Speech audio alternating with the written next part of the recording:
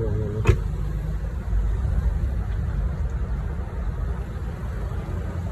เสียใน2 บาทเลยมันเป็ดสดคือสด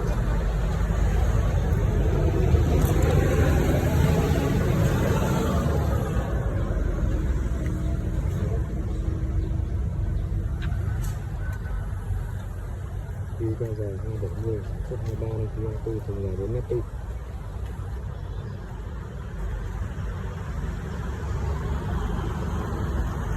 nha đi cầu mua là như vậy cho một thoát là 0983 3086